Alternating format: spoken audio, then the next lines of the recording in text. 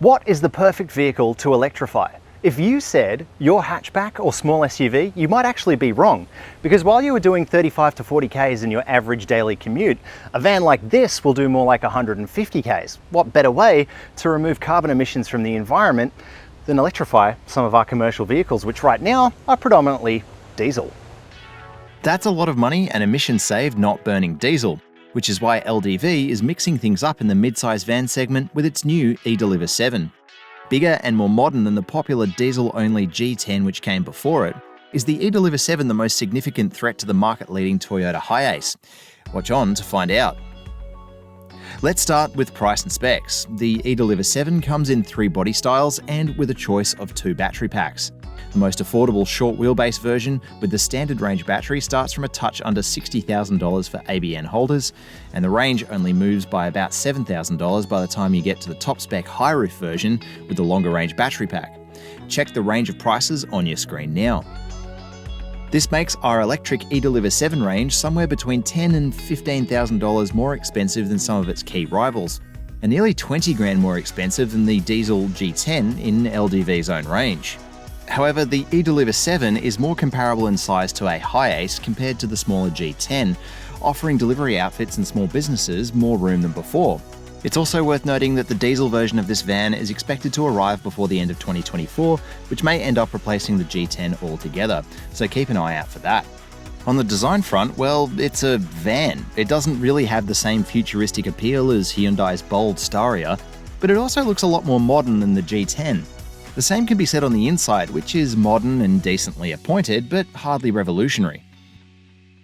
Hopping in the cabin, and often our tradie friends are a little bit forgotten when it comes to amenities, especially in things like vans, where they're kind of just seen as a tool of the trade and less something that you actually have to sit in for 8 or 9 hours a day. But in the cabin of the eDeliver 7, there's been some really big steps made. For a start, you've got like a nice leather-bound steering wheel. That's also heated. That's a rare luxury you see in a van like this. You've also got heated outboard seats as well. That's good not just because it's a luxury, but because it's energy efficient. It's better than using the air conditioning for your overall range. Elsewhere, you've got plenty of interesting storage options. So there's some hard plastic in here. I don't know what you put in here, keys maybe, something like that. There's a bay here which is great for your phone when you've got it cabled up to Apple CarPlay. Elsewhere around the cabin you've also got a few cup holders and bottle holders, things in the door, and an actual cigarette lighter, which is something rare. You don't really see that very often anymore. There are a few things missing in here though. For example, there's no dial for volume control. That is all touch based, and you've got a few shortcut buttons for the climate, which is nice, but you don't have the full array of functions. You do have to go through the shortcut buttons in the touchscreen to do that. It's a little bit of both, so it's an okay mix. The other thing you're missing out on is, while the seat is quite adjustable, there's no telescopic adjustment for the steering wheel. It only goes up and down. And there's a quite quaint analog set of dials in the dash as well. Elsewhere you have some clever features, but there are some things missing. For example, there's no overhead storage like you get in the Hyundai Staria. That's great for laptops and folios and such. But there are some hidden features with this bench seat here. Again, there's one configuration, so it's 3 seats across, but this center seat is quite versatile. It's got a drop-down kind of console here with a elastic strap, so you could put a laptop or a folio here. There's a little bay for a pen, which is great, and 2 cup holders in there as well when you're not using that center seat position, which is quite handy. There's also a storage bay underneath both of these seating positions, so if you flip that open, there's a great place to put something like your charging cables or tools if you've got them. The cabin might feel the part, but how about the storage space? That is, after all, why you would consider a vehicle like this. Okay, so does the load area and all these things match up to a combustion van? And I think you're going to be surprised, but I will say one thing: the eDeliver 7 is only available in 1 door configuration. That's a single sliding door on this side, no sliding door on the other side, and barn doors at the back. Hopping inside. One thing you do get that not every van gets is a properly lit area. There's an LED light up here, and the space in here, again, only 1 configuration. You can't get grates or different walls or anything like that. So you get 5.9 cubic meters of storage area in here, which sits between the Staria and the Hiace. So that's pretty clever in terms of the way it's spec'd, and its payload is actually higher than both those competitor vans at over 1,300 kilos, which again, quite impressive. Brake towing capacity comes in at 1,500 kilos, which is nice to have considering many electric vehicles aren't even rated to tow. But one missing feature is V2L, or the presence of a full-size power outlet. What better way to make use of that high-voltage battery for tradies than letting it power their tools? That just seems like a missed opportunity to me. What's under the engine bay of this electric van? Turns out, not a whole lot. Nothing, in fact. But under this plastic cladding, there is an electric motor which drives the front wheels, producing 150 kilowatts and 330 newton meters, and it's actually quite good, as we'll explore behind the wheel. When it comes to range, you've only got 2 battery options to pick from, although the official range number will also change significantly depending on which body style you choose. Expect between 310 kilometers of driving range for the standard battery in a long wheelbase version, up to 362 kilometers for the long wheelbase with a larger battery. Keep in mind though, those numbers will be calculated with the vehicle unladen. So, charging specs. These are particularly important for delivery drivers because you don't want to be waiting hours for your next delivery when your van needs to charge. And thankfully LDV have thought of this and specified this one appropriately. This one here that we're looking at today is a 77 kilowatt hour base model, and in here is its Type 2 charging port. That's the most popular kind, so you should be able to charge up at all the DC charging locations around wherever you're delivering. Now, the base model, 77 kilowatt hours, can charge at 78 kilowatt hours on DC. Sounds confusing, but it means a charging time of 43 minutes. Perfect, you can get on the road really quickly. And it's the same case for the larger 88 kilowatt hour battery, which has a larger charging capacity of 90 kilowatts on DC. So it's the same 43-minute charging time, regardless of which grade you pick. On AC, meanwhile, you've got 11 kilowatts of charging capacity, and that's great too, because it means you can charge this thing in roughly 8 hours. Perfect for overnight. Okay, so what's the eDeliver 7 like to drive? Because the thing is, these days in the van market, you've got some very heated competition, believe it or not. The Hi-Ace is much improved over the previous version where you sat over the front axle, for example, and Hyundai Staria almost drives like an SUV. It rides really well, it feels like an SUV from behind the wheel. So look, things are really impressive out there if you're a delivery driver. But how does this van compare? Because after all, it's electric, it foregoes diesel, and it's got a lot of batteries under the floor which could affect the ride quality. But I'm happy to say that even compared to LDV's previous offerings like the G10 and even the eDeliver 9, this seems like a really major step up. The steering's nicely weighted, this electric motor feels a little bit better tuned than some previous iterations. And the ride quality as well is quite impressive, and that's going to be down to those extra batteries under the floor that already put some weight on those springs, because usually it's the unladen ride that's quite uncomfortable, but here in the eDeliver 7, the unladen ride isn't too bad. It's not to the same quality as those rivals. That Hyundai Staria is just too impressive, for example, and it's the same for the Hi-Ace. That's got quite a good ride while unladen, but this is getting close, and that's pretty good. Our tradie friends deserve better after all, and that can definitely be said for some of the amenities in here. This 12-inch screen, for example, feels like one that's dropped out of a high-quality passenger car. It's got new software on it, which isn't laggy or annoying to use, and the functions are relatively straightforward.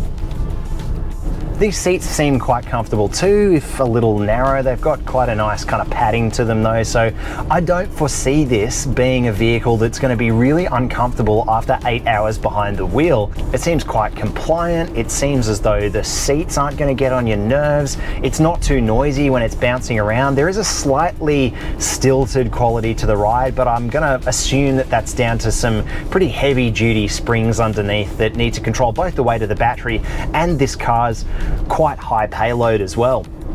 How's it performing on range though? That's something that's much more difficult to answer, because the thing is, the number that is provided, the WLTP number, that is for this van unladen. What you're not seeing is when it's loaded up with goods or supplies or tools, how much real world range you're actually going to get.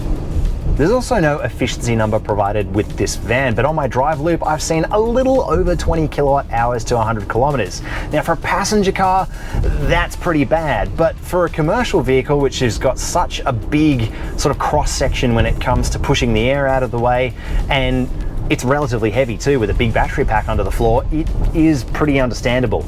There are a handful of other small areas where this van isn't as polished as it maybe should be. The brake pedal, for example, feels a little doughy and distant, and visibility is not too bad, but it's not the best I've ever seen. I think this van would really benefit, for example, from a 360-degree parking camera, because it's only got a reversing one in this one single spec that it's shipped in. Now, as an EV, you do get a few neat little energy-saving features, one of which being the heated steering wheel and seats. That's brilliant. Now, the other thing we should talk about is that electric drivetrain, because it's such a big boost for delivery drivers to not have to deal with the rattle of diesel in their day in, day out daily chores.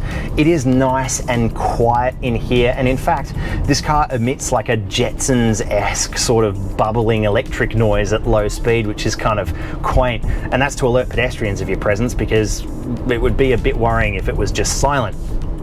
I will say that this motor is actually really quite powerful. It's got a lot of get up and go. Now, we haven't tested it laden, and that would be interesting to see if it actually makes a meaningful impact on the amount of power available when you press that pedal down, but the figures are promising, and unladen, it feels really good.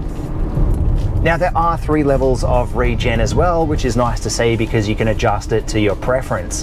However, I will say that the level 3 tune is not quite a single pedal driving mode that you might have experienced if you've driven an EV before, or you might be expecting if you're hopping into an EV for the first time. So you do still have to hop on that brake pedal, which can take a little bit of getting used to. Still, it is a nice, smooth driving experience, and I think just that electric drivetrain alone is going to be such a comfort upgrade for so many commercial drivers that even if you're a private operator who's bulking at that extra cost, you might want to consider it. So overall, this leaves us with a delivery van that doesn't quite feel as well tuned as those industry leaders, your Hyundai Staria and your Toyota Hiace, but it's getting up there, and that's really impressive to see because it means that LDV has come so far from the products that have come before. This does feel quite nicely resolved. The electric motor is nice and powerful. There's big step ups when it comes to the software and even the ride quality. So I'm pretty impressed with what I'm seeing here, and for someone who it might be their first time adopting an electric vehicle onto their fleet, well, you could definitely do worse than one of these. Now, the other thing we should talk about is safety, because as I mentioned before, the eDeliver 7 has just one trim level, but that does get all of the safety equipment on every variant. So that includes your auto emergency braking, that includes things like blind spot monitoring and rear cross traffic alert, as well as lane keep assist. It also gets some other features which can be a little bit annoying, things like traffic sign recognition with an alert that sounds if you go over the speed limit. Now, that is the only feature in this car that I had to turn off in my drive loop with it, because it does sound that beeping alarm quite often. Not necessarily because you're speeding, it's more because you're picking up things like 40 signs off the back of buses and off school zone signs when you drive past them. So it's not particularly smart in that way, and it is the feature that you might want to most turn off. But look, LDV isn't the only brand that gets this feature wrong. Even Hyundai gets this feature wrong. Even like Lexus gets this feature wrong sometimes. So I think it's quite a tame safety suite. I didn't find myself having to turn lane keep assist off, which is nice to see. And it's mostly in the background. You can even turn the sensitivity down for most of the systems if they are annoying you, and that's a great feature to have too. Now, LDV doesn't have an ANCAP score at the time that we shot this review for the eDeliver 7, but they promise us it's coming, so we'll be keeping an eye out for that maximum gold score in that commercial segment. LDV continues to have a complex array of warranty terms across its whole range. It is frustrating to keep track of. Here in the eDeliver 7, you get a 5-year 160,000 kilometre warranty with 5 years and unlimited kilometres of roadside assist. As usual, the battery, which is sourced from SAIC's joint venture plant with CATL, the world's biggest battery manufacturer, has an 8-year and 250,000 kilometre warranty. Servicing, a key part of the puzzle for fleet operators and small businesses alike, is capped at a very specific $1,166.10 for the first 6 years or 90,000 kilometres.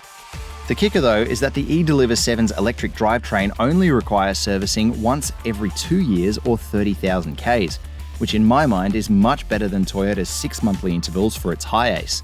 It works out much cheaper too. Okay, so it comes down to this. This van is roughly $15,000 more expensive than a combustion rival, and that might write it off for some individual operators.